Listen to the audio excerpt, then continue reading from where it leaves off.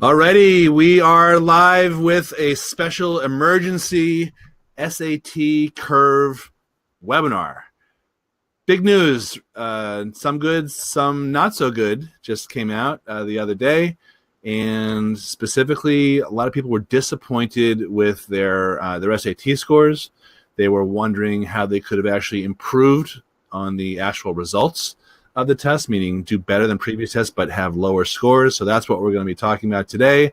I'm Andy Lockwood from Lockwood College Prep and Lockwood Test Prep, and with me is Marissa Underberg from Lockwood Test Prep. Hello, Marissa. Hi.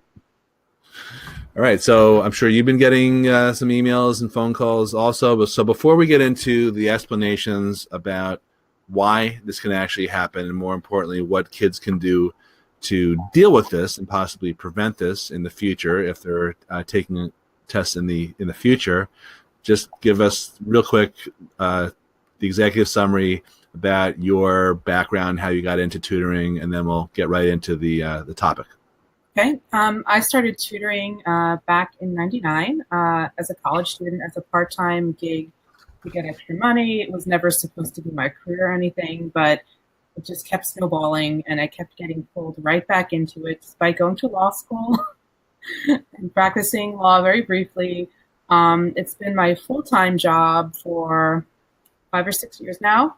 So I know the tests extremely well, and I do the SAT, the ACT, LSAT. I've also done GMAT and GRE. So I see the patterns throughout all of the tests.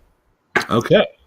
And you've worked for some of the big companies that shall remain nameless. You've been an instructor at CUNY, right? CUNY, Queens College? Kingsborough. Kingsborough, okay. Continuing ed, I did SAT and GRE. And I've also worked for a number of smaller institutions. So I picked the best techniques and advice from everyone and just condense it for my students. Very good. Okay. So, if you are joining us, say hi in chat. Let us know where you're from, and I'm going to be going through the questions once I get through the topic today, my interview with Marissa. So I'm just going to make sure I can see everyone. I see we have a bunch of people coming on, and we're going to be answering your questions about how to prevent the SAT curve disaster from happening again. So who's with us? Raphaelina, hi. Let us know where you're from also. That's always fun for me to see, who we're reaching out to. So let us know. David from California. All right, that's cool. So you can hear us okay. Gary from New Rochelle. If you can hear, I assume you can hear us okay, but if you can hear us, just say yes or loud and clear or something that you want to say. Hello, Nancy. All right. Andy says hi. That's not me. All right, so looks good. North Carolina, Amy. Okay, good. So, Marissa, what actually happened? There was apparently, when the SAT results came out, there were a lot of strong math students who were very surprised at their low scores, because when they look at the total number of questions that they answered correctly, that total number was actually higher than maybe a previous attempt or two that they had where they had a higher score also. So they got, in other words, more questions correct this time, but a lower score on the SAT math. How is that even possible? Well, a lot of people incorrectly think that the tests, both the SAT and the ACT, are curved, meaning your score changes in relation to how your peers' scores were on that particular administration. But that's not exactly true. It's really called equating rather than curving, because they determine what the curve is going to be before you even sit for the test. Wait, let me time out. Let me interrupt you, because I think this is my fault. Can you speak a little closer to the microphone? I've been pushing you back. Sure. But you can come in. Yeah, or speak louder. You can shout. Okay. Just don't wake the cats up. Don't wake the cats. Okay. So the tests are not traditionally curved, where your score changes in relation to how other people did on the same test. They do equating, which is kind of like they figure out kind of a curve ahead of time. So even if everybody else bombed the test, your score will still be the same. They do this so it's fair, because they want you to have the same score no matter which test you take. It should be consistent. So in general, do they do a good job even though they're setting the curve ahead of time? So it's not a test by test thing, or what's your experience? I mean, it could be better. I do notice some advantages and disadvantages depending on the student. If a student is really good at a particular section, now these curves or the equatings, they change per section in the test. So there's no like one overall easy or overall hard test. But let's say you have a very strong math student and the math section in this particular test is really easy. An easy test is going to get you a really bad curve. So you'll get a lower score having like, say, 3 questions wrong on that test versus another one. So those students are at a big disadvantage with a easy test and a hard curve because they're really punished a lot more for their careless errors, which nobody is 100% immune from. Even I have made them when I've taken practice tests. What? So, yeah. Especially if I'm taking it at like 10 p.m. And so I tell my strong students, like, let's keep our fingers crossed that you're going to have a hard section. It's counterintuitive, but sometimes you can get a couple of questions wrong on a hard section and still get a perfect score because the curve is that much better. So because I think some students are unduly punished for or penalized for their careless errors on the easy sections, that's why I say it's not exactly perfect. Okay, so the easier tests are not necessarily better if you're a strong math student because you get kind of lumped in and your score might actually be, your total number of questions might be higher, correct questions. But, yeah. Okay, and that's what happened this past SAT? Yes, that's exactly what happened. That's why you're hearing the outcry from the stronger students, and you're not hearing anything from the weaker students because they all did a lot better than they should have. Right. They expected to, rather. Yeah. Okay. So does this happen on sections besides math? That's my first question. All of the sections are subject to the same swings in the equalization or in the curve. I'm just using math as an example because that's what people are upset about today. But it can happen through all the sections. And again, it's on both the SAT and the ACT. I actually noticed a little more of a swing on the ACT just because the total number of points you can get is lower. Okay. So they can Interesting. All right. So if you're just joining us, we're talking about the SAT curve disaster that happened, I guess, yesterday. We're recording this, was it the 11th today? The 12th. So the scores came in on July 11th. Hello to Bing in Riverdale, Sophia and Ken from East Northport, Victoria from Long Island, Julie from Rikers Island. I don't know if that's a joke, but that's great that everyone's here. And if you have any questions, there's a little toggle thing that you can do, which will change the chat to a question, and that'll help me go over the question and ask Marissa these questions. They'll help me see them better. All right, so you get questions a lot in terms of in terms of helping kids prepare for the test, and because I guess you can never, it's real luck of the draw in terms of it's going to be a hard test or an easy test, right? Yeah, it's completely unpredictable. There are tons of rumors and theories going around about which particular month you should take the test based on the curve, and it's unpredictable. Yeah, well, it's not proven at all, so that's it's funny. But rumors start in all parts of the college planning business. So it never ends. I hear it every single test. Yeah, we should do a whole webinar on that. I think we keep talking about that. So when someone asks you, because you mentioned this to me before, sometimes kids will ask you, how many questions can I get wrong? Is that even the right question to ask when they're preparing for a test? No, it's not, because the curve can vary so tremendously. Not only that, but as you're taking the test, you don't know how many you're getting wrong anyway.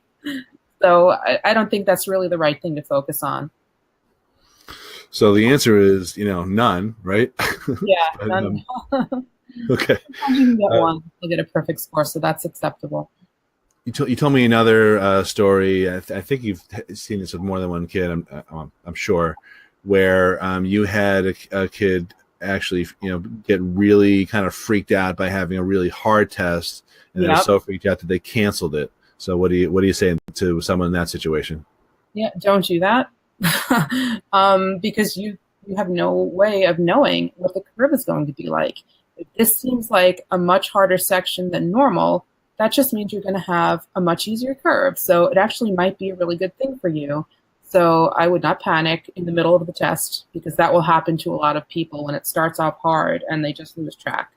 Just realize that this is probably going to be an extremely generous curve, and keep plugging along and see how you do. Yeah, I wonder if it's too easy. They should think about. That's when they should panic and think about canceling. Maybe. Honestly, I would get a little nervous if it seemed Yeah. Well, okay. So as a college advisor, sorry, go ahead. I would think either the curve is horrible, or I just don't. I'm not even catching the hard problems. Yeah. I'm like misreading them. Right. That's funny. So as a college advisor, what I'll tell you is, there's a handful of colleges, mostly the Ivies and other elite schools, that don't accept super scoring. They want to see every test you've ever taken. But if you show gradual improvement, or you do well on one, not so well on the second try, and better on the third, you knock it out of the park.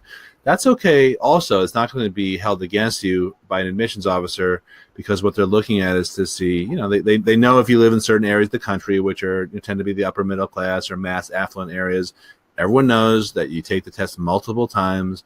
So whether you super score or not, they understand that you've not just sat for it once, like you're in some low income area. Plus, what you do in college is you learn information and you try to perform based on being tested on that. That's what you do on the standardized tests also. So they understand that you're developing skills. So it's not a terrible thing, even if you're forced to disclose everything. So I would say, don't ever cancel a test if I had to go with some blanket statement. Yeah, that's just me. I don't recommend doing that. Okay.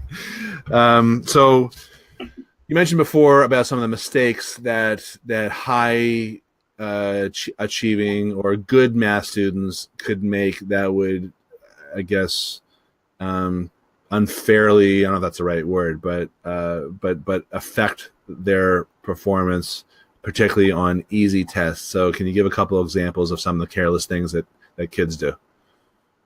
Well, the worst are the bubbling errors, where you did everything right and you just, for some reason, bubble in the wrong answer. But other times are just totally careless errors, maybe errors in reading the question. I've done it myself, where once I solved for the perimeter when they were asking for the area. It's a super easy question really early on in the test. And I'm like, how on earth did I get that wrong? Because I just sort of spaced out and did it. So in those areas. I know. I think anybody is prone to making, a couple of those mistakes. So that's why people are probably so upset about this curve. So you just kind of said this as a passing comment here, but early in the test, are you implying that the questions get harder at later in the test? Yes. Yeah. And both the SAT and the ACT, it goes from easy to hard. So please, for the love of God, do it in order. Okay. And that's all sections, or is that math in particular? The math does. The SAT is a little more complicated because it starts with multiple choice, and then at the end of each math section, it converts to grid-in. So the multiple choice goes from easy to hard, and then it resets where the grid-in goes from easy to hard. The ACT just goes straight from easy to hard. I would say pretty much math is the only section where it's purely going from easy to hard. Okay. All right, so we're getting some questions. Anyone who has a question, please pop it right here in chat and flag it. I see David has a couple of questions because he flagged those. Very easy for me to see, so I'm going to be getting to. Oh, what the hell? Is that a cat? It's a lion. Yeah, that was scary. Wow. No, it was totally. I think every webinar we ever do, there's some sort of cat reference and an actual cat appearance. Pretty much, yeah. Yeah, shocking. So post your questions here, and I'm going to be getting to them in a minute. So talk to me about, I actually don't think I ever asked you this. So one of the tests has calculator and no calculator math, right? Yep. And the other one doesn't. So can you talk about the different maths on the ACT versus SAT? The maths are fairly similar, but the SAT is harder for a lot of students. First of all, the first math section is no calculator, and students these days are really dependent on their calculators. So I notice this particularly with the diagnostic exams where the kids are taking it cold, and I see people just leaving half of it blank because they're just freaking out. They don't know how to function without the calculator. So a word of advice to everybody, try to practice without using your calculator as much as you can. And the SAT in general, it's a little more complicated to read the questions. Like it's wordier and more confusing than the ACT is. So I think the ACT math and the ACT in general is a lot more straightforward, but it's really, really fast. So, students have to make a decision based on how well they can handle the quickness of the ACT or not. Are there any differences, Common Core versus non-Common Core, or any of those content differences that are worth discussing? I think they're really making a push for both of the tests. Both the companies are trying to be more like the other one. I think the SAT is supposed to be more Common Core right. slanted, but all across the board. Yeah, because of the College Board. I totally missed that pun. But across the board. I think the ACT is also kind of leaning that way now as well. Okay. Just in general, just real quick, what are the other major differences between the two? And then my follow-up question to that is, and how do you figure out which one you should take? Well, the biggest difference is probably the science section on the ACT. The ACT is a whole section, a 35-minute section that tests not so much your science knowledge, but really your analytical skills in reading and interpreting information and graphs. But a lot of students have never had an exam like this before, and they find it really intimidating and confusing. But I think with practice, a lot of students can get really good at the science section. The SAT, in response to the ACT science section, has added some graph and data interpretation problems to both their reading and their writing and language, which is the grammar section. They're deceptively hard. They look easy, but they're usually a lot harder than they look. But it's not a whole section on it. So students who really hate the science section might find themselves better suited to the SAT. Are there any more vocabulary words the way there used to be when people around my age were growing up? Not really. There are a handful of vocab questions on both the tests, but they're not like the quote SAT words like we used to study, like lugubrious and saturnine and legerdemain. Yeah. Like you're not going to see any of those kinds of words anymore. They're using much more common words that you're more likely to hear in everyday use. But are there any like LOLs and OMGs and LMFAOs? Not yet, but maybe in a few years. But the vocab questions aren't exactly easy because sometimes they're testing like not the first, second, or third definition, but maybe even the fourth definition of the word. So a lot of students still struggle a little bit with it, but it's really not worth your time to invest a lot into vocab study for the SAT or ACT, but I would recommend doing it just for your life in general. Okay, in your spare time, just memorize some words. So what about you just read and look up the words you don't know. That's the best way to do it. Yeah, reading is a dying, I don't know if art is the right word, habit, I think, or dead. So what about those old analogies, like this is to this and this is as that is to that? Those don't exist on the SAT anymore either, right? Yeah, I love those. Those were my absolute favorite, but they're gone. Yeah. There is a whole test with just those for graduate school, but that's the only place you're going to find analogies these days. So yeah, a lot of parents these days, like they don't know what their kids are going into because the SAT is really, really different. Back when I took it and when I started teaching it, there was no grammar section at all. It was just analogies, vocab, reading, and math. Yeah. So yeah, it's quite different now. Yeah, I do think the grammar is hard. I mean, I've sat in on a couple of your classes and thought to myself, those are tricky. Yeah. Well, I never taught grammar in school like most of my students, or, I was taught very little at a very young age. So Yeah. when the grammar section first came out, I was a little freaked out myself, but I realized after taking a number of tests that it's just a pretty small number of rules you have to memorize. And I would say that the grammar sections are by far the easiest ones for most students to improve in very quickly. When do you think is the best time to start prep? Is it after kids have learned most of the or all the content or been taught most of the content? Is it some other time? Relatively early is better in my opinion. I love it when students start in their sophomore years. By that point, they've learned most of the math content, and the math that's left over is pretty easy to learn just what you need for the test. Like trigonometry, for instance, you don't need a full year of trig to take the SAT or the ACT. Most of the trig questions are fairly simple, and you just need to know a few basic concepts. So would you say end of sophomore year? Like is it? I know we have a lot of stuff happening this summer. Is it the summer between sophomore and junior year? Is it before then, or is it some other time? I would love to start at the beginning or the summer before the sophomore year, although that's extremely unusual as far as my students go. So for the average person, I would say starting the summer before your junior year is a really, really great time to start. Okay, and I know we have these classes and tutoring. Like, what would you say is the difference between the two, tutoring versus classes?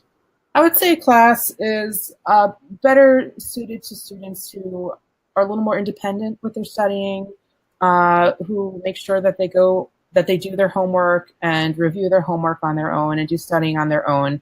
I mean, my tutoring students are also expected to do it, but it's a lot harder to show up one-on-one without your homework done versus in a class where you can kind of like try to blend in with everybody. Right. Even though the classes are small, it's still more accountability one-on-one. Yeah, and with the class, we're going over things, the tests in general, but we're not like focusing on any individual student, obviously. Got it. Okay.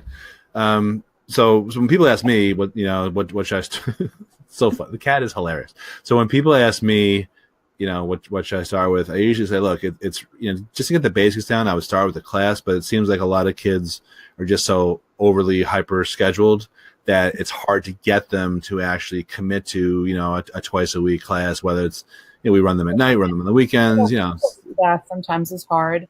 Yeah, it depends. If a student is really overly scheduled, one-on-one is definitely better. If a student tends to zone out a lot in a class, one-on-one is really better for that too, because it's a lot more, they're forced to be engaged when it's tutoring versus a class. So maybe we should call it like an ADD special or something. Yeah. All right, so I'm getting to the questions right now. I just, in the meantime, if anyone is interested in contacting Marissa, you have our email address. I just put up an offer. It's a gift certificate to get $100 off, whether it's for tutoring or for the class. It can't be combined with any other offer. It expires. You'll see there's an expiration date on there. So if you are interested in prep but you don't feel like you're ready, you can, I would say download the gift certificate and contact us when you're ready. Now I'm going to go through the questions, and if you put a question in chat, try to toggle that chat icon so it turns into a question icon. So that'll help me flag it here. Marissa, anything else you want me to say about the offer before I get into the questions? Nope. Okay. So first question from David is, how long has this SAT curve been used? Always? Yeah. As far as I know. No, it's my understanding also. And we were reading today actually that it changed recently when the SAT changed, right? And they took over the testing from ETS, and it got a little dicier, I guess, right? A little more controversial. I don't know that the curve changed, but the people who make the curve changed. So okay, maybe that had an impact. It's hard to say. I wish we had access to all of the tests so we could see the actual curves. Yeah. Okay. Fair enough. Rosemary, do you think taking the SAT more than twice is worth it? I would say yes, but what do you think? Yeah, I mean, as long as your student is willing to put in the work and is not completely burnt out by the studying, and you are seeing an improvement in comprehension and in homework and practice test scores, absolutely take the test again. I mean, we have one student I think she's going on her 5th test now with the ACT. Well, tonight in the office, before we each went to our respective ways, I introduced you to Abby, who took it 5 times already, and her English went from like a 25 to a 35 by the time she was done. So, and the one student that I have, I'm seeing her this weekend. Every single time her score went up a point or 2. So, as long as she's going upwards, I think it's worth taking it again. But it also depends on the student. Like some students, they just hate the prep. They hate the test. And I've had the students who are forced to do it after taking it like 2 or 3 times, and they just end up bombing it at that point because they throw in the towel. So know your kid a little bit, talk to him or her. But if they're going upwards, yeah, absolutely. I mean, it's actually pretty rare for students to only take it 2 times. Right. So that's what I was going to ask you, and tell me if you disagree. But I think it is really unusual for kids to take it once and score their absolute best, because it's like playing a sport. You can't just read a book on how to play golf and then go out and shoot par or something. You need supervision. That's one thing. The experience of the test is really important too. That can help your score improve in itself. I agree. And the second thing is that you have kids who hit the top of their range, their target range, or their goal that you establish with them during tutoring or classes, and some of them hit them after the second try and they're done. So my feeling is, if you hit the top end of your range that you were going for, you're done. But like you said, if you still think you have some upside, and it's reasonable, it's not just pie in the sky, then by all means keep taking it, but don't take it more than don't just slam your head against the wall and hope it's I've had a couple of students hit like well beyond like their highest practice test score, and at that point, like, just stop. Like, you're not going to hit that again, much less be better. We have some of those testimonials on our website that people constantly talk about. Just stop. You cut your losses. You're done. But I do have a question for you. A lot of parents like to sign up their children for one of the tests cold, just to see how they do, to get a baseline. Yeah. Do you think that's an okay thing to do? Because it's going to be obviously a lot lower than after they start prepping. Yeah, I don't really love that. I'd rather them take an old test like with us, or a hybrid that you put together, part SAT, part ACT, because you're still going to get the same information, like what feels good to you, but you're not going to have it count on any type of record. I know I said before it doesn't really matter that much, but why put that pressure on yourself? Plus, it can be demoralizing if you get a really bad official score. That's absolutely practice. True. Yeah. So the psychology aspect of it is, makes me not love that idea. But yeah, I do get that question a lot.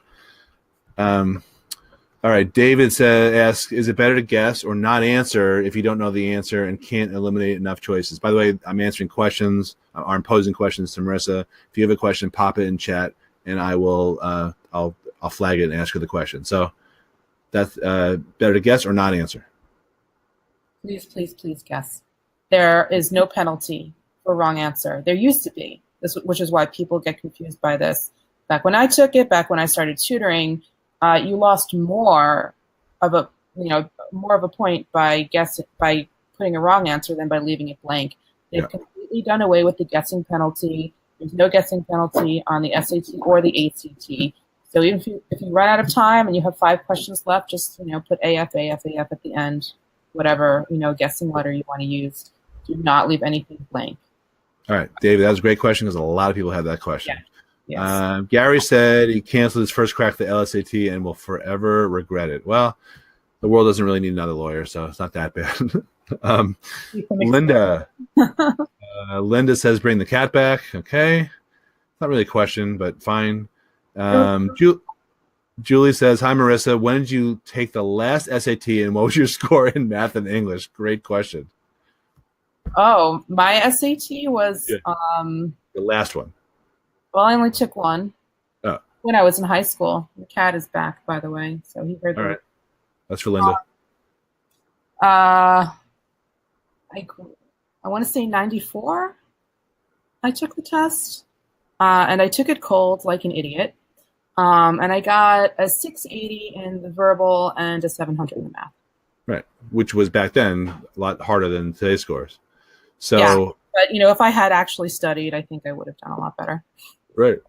All right. So I think this is a good time for me to publicly repeat my repeated challenge to you, which was, you should take it and get a perfect score. Do you think you could?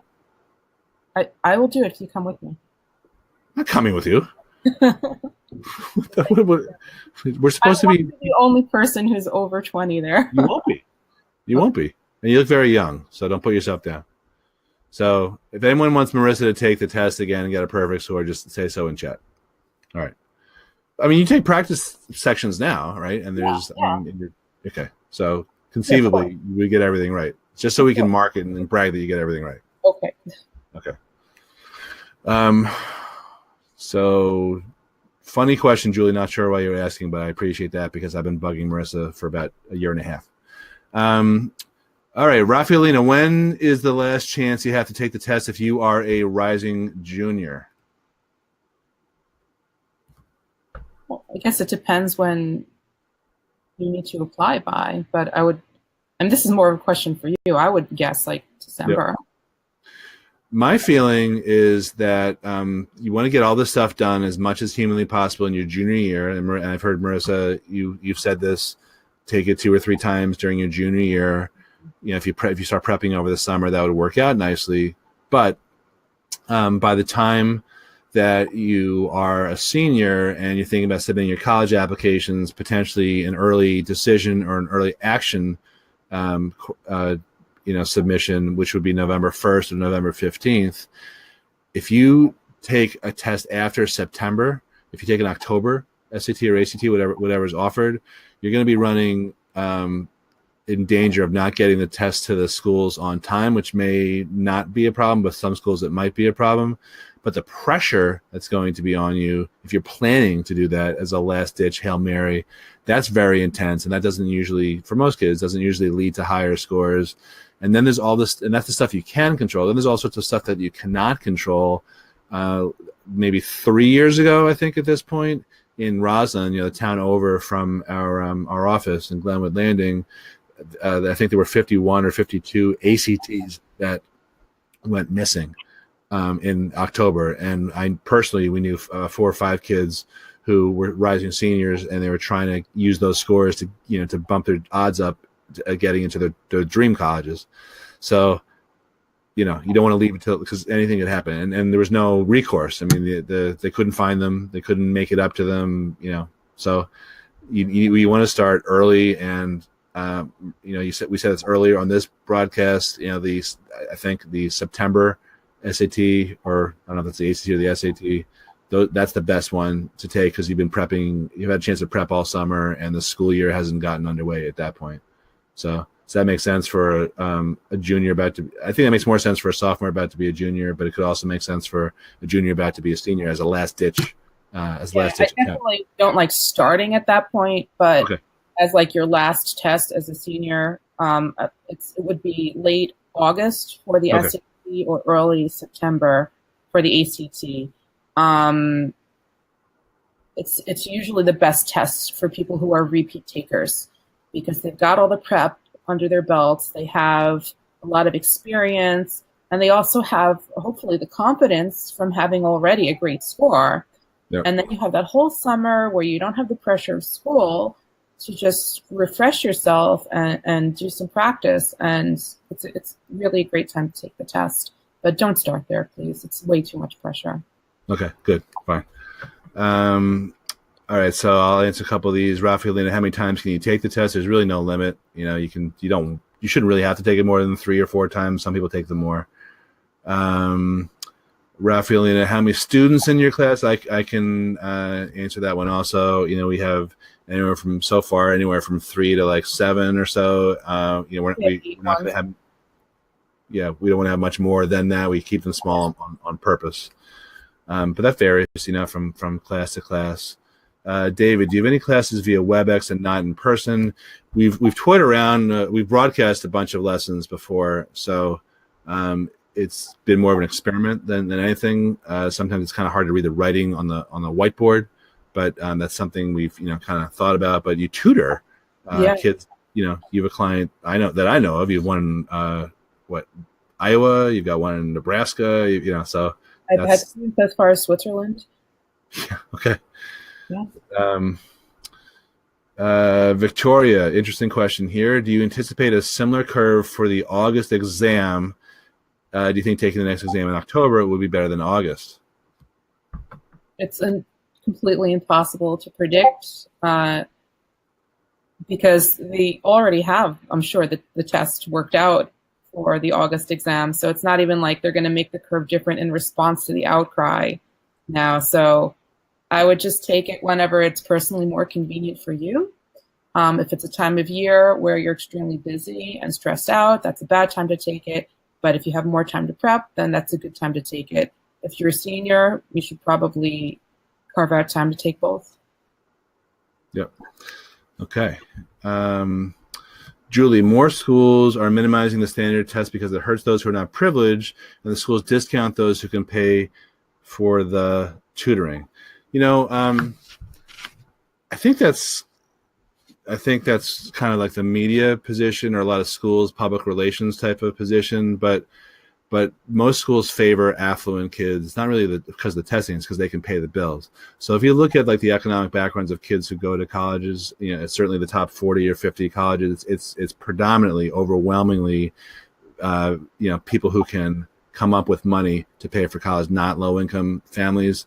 And that's been criticized, by a lot of the advocates for low-income families. But the facts are that the number of foreign students, i.e. full-paying students, has been increasing every year because that's who, colleges need to, because their costs, even though the cost of tuition and other, costs of attendance have risen, so too have the cost to run colleges, because it's very labor intensive and they have a lot of, people to pay, professors and all the admin. So how well you do on an SAT or an ACT is not a predictor, is not the best predictor of how well you'll do in college, but it is a semi-objective one. And the problem that's supposed to solve is, it's supposed to be more of a demonstration of your merits, of being able to be admitted, to and do work at a top quality school. So the Ivy Leagues introduced it, back in I think it was the 60s, the SAT, to kind of, open up the schools to, less of the Brahmins and the Mayflower families and more of the Jewish families and the Irish and, the immigrants. But since then, they've kind of lost their way.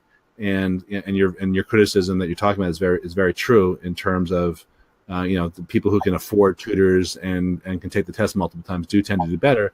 But you know what a better correlation is in terms of how well you do in college? Parent income. Whether your parents went to college, there's a few things which are also completely unfair, but that's just the way it is.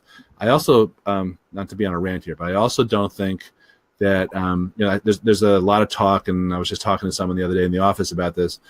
I don't think the SAT, or I would say the reports of the demise of the SAT and the ACT, I think are pretty exaggerated.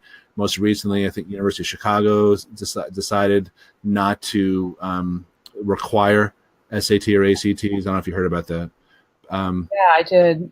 Okay, here's what I swear I'd be shocked if I was wrong on this prediction. But if you look at the average SAT and ACT scores of kids who got in last year at U Chicago, and you compare them against, what next year's, they're going to be at least the same, if not higher next year.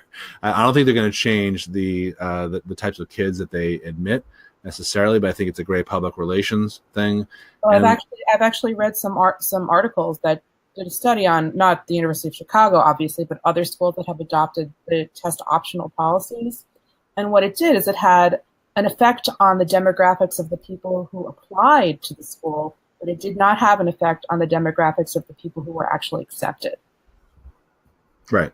And that makes that business sense, because now they get more application fees.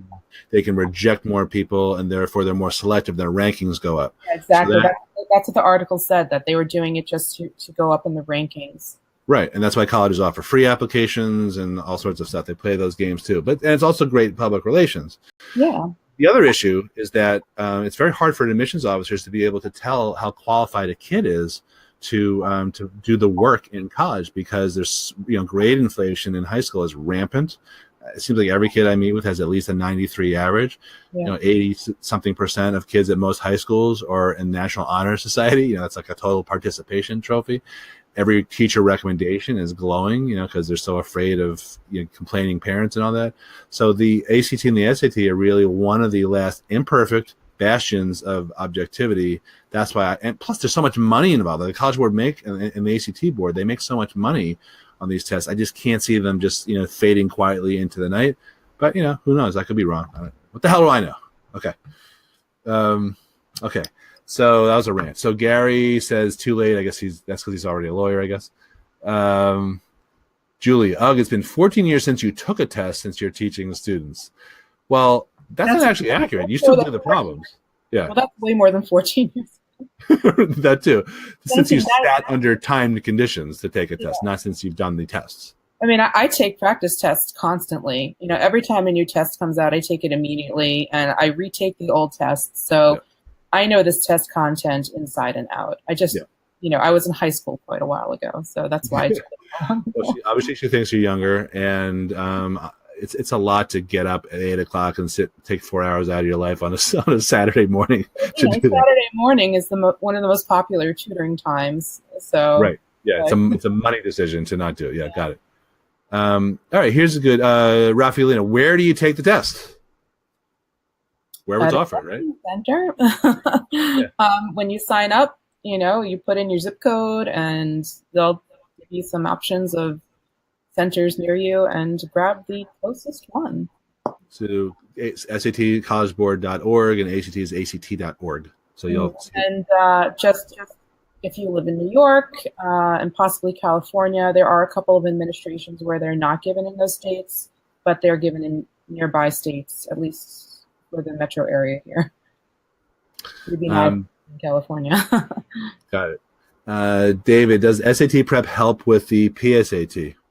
Yeah, absolutely. The tests are very similar. The PSAT is a little easier because it's meant for students who are a year below. But absolutely, if you're prepping for the SAT, it's almost identical to the PSAT. Yeah, I mean, the way I look at it, you're not really prepping for the PSAT unless you're going for national merit or whatever. But if you start your prep, like you said, summer after sophomore year, before junior year, that is going to be SAT prep that will also help you for that October PSAT if you're in the running for national merit. Yeah. Okay. Linda, do SAT and ACT track similarly? In other words, can we expect a difficult ACT in September? I think you said already, no idea. It's impossible to predict, right? 100% impossible to predict that. Got it. Okay. Oh, good. Pauline. Okay, so this is a client of both of ours. Hi, Andy and Marissa. We were all hoping that our son would be completely done with the SATs with the June 2nd test. If he wants to take it again in October, will the scores be back in time? The answer is that the SAT lets you do a rush, and I think the answer will be yes. I assume he's not going to be taking the essay if that's offered then, so that'll be able to expedite it more. Okay. Pam, should you take an SAT prep course if you are taking the PSAT? Yeah, I think that's I just kind of answered that indirectly because you are going the prep you do ahead of time will cumulatively help you through the 3 or so tests that you're going to take ultimately, whether it's 1 PSAT or 2 SATs, or it's 2 more or 3 total SATs plus the PSAT. So yeah, I don't see why you wouldn't do that. It can all help. The more, like Marissa said, the more you get in, the better, right? Yep. Okay. Rafaelina has some questions about the writing. Do you teach the writing, and is the writing optional? So let me just say 2 sentences on that, and then I'll turn it over to you. The writing is very unimportant. I don't know if that's grammatically correct. It's really not important. And more and more schools are kind of distancing themselves from that. I just saw another, I can't remember what school it was. I think it was an Ivy League school. It's not even looking at it anymore. And I will tell you that because I go to a lot of conferences with other college advisors, the average score for Ivy admitted kids on the essay is very mediocre. So they don't even look at it. So, but anyway, some schools want to see it. Marissa, tell us about if and how you teach it. I absolutely teach the essay. It's different than the writing and language on the SAT, by the way. The writing and language is a grammar section. But yeah, I mean, both the SAT and the ACT essays are pretty significantly different. But I go over basic outline and technique. And I basically give the kids a formula to follow so they can maximize their points, because they're not really graded, obviously they're not subjectively graded. So it's not based on like how good the grader thinks your essay is. They're just going through their rubric and making sure like you're hitting these certain points. So I make sure the kids know what the points are and how to hit them so that they can maximize their scores with minimal effort. Okay, so we got a couple of more questions, and then we can wrap up here. David asks, is there a time of year when less experienced underclassmen begin to take the SAT, and does this increase the likelihood of a higher curve? Nope. Yeah. I like the way he's thinking, though. And David says, why take the PSAT if you can just take the SAT multiple times? Well, some people do want to go for the merit scholarship, which is, as you and I have discussed, it's not really much of a financial incentive, but it's something you can put on your resume and your application. And, if they're offering it, why not take it? It's another chance to practice. A lot of schools that will pay for it, too, so it's free for a lot of kids. Yeah, but, there's no other compelling reason that I can think of to take it otherwise.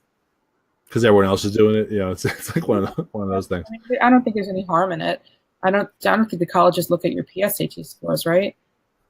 No, not unless it's national merit, and they're just looking for that designation.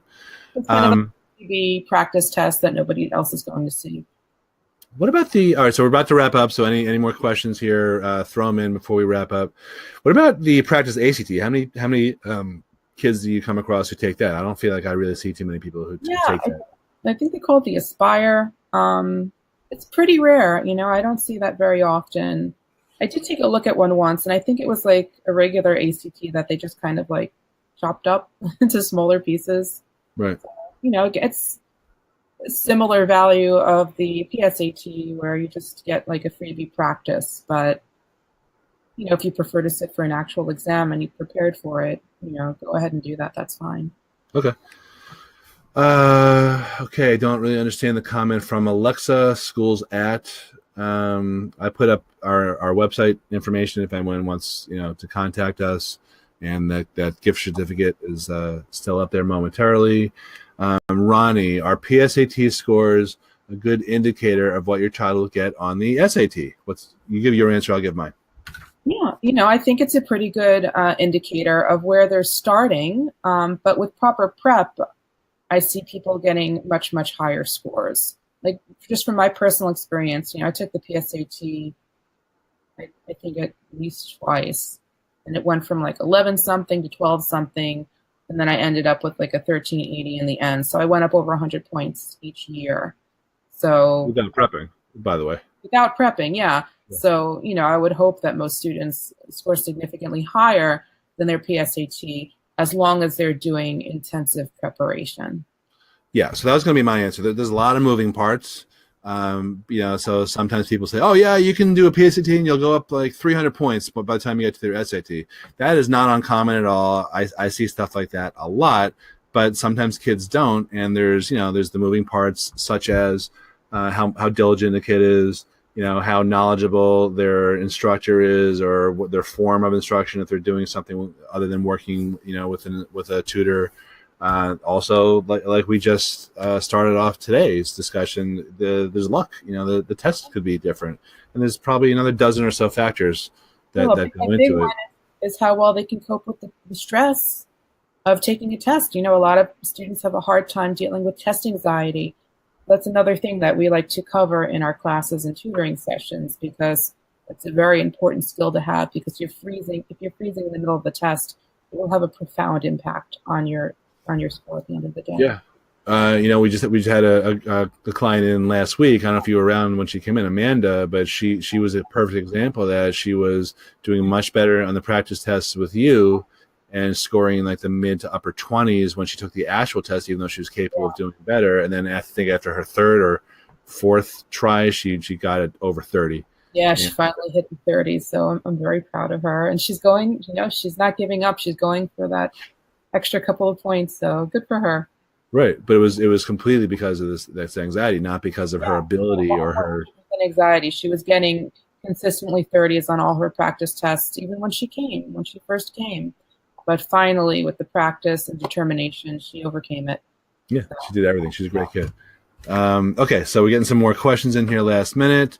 Do schools from Alexa? Do schools super score? Most, not all, but the elite schools don't tend to super score as much as the non-elite, non-Ivy schools. But I talked about this earlier in the broadcast. I don't really know how much it matters. I think a lot of kids and parents get crazy about that. Jim, do colleges know that this test had a hard curve, and do the colleges care if it was a hard curve or not? They absolutely do know. It is because, if you're in, my industry, my field, there's all these discussion boards. There's, it's within 8 hours, probably pretty much every decent admissions officer heard about it. So does it really matter?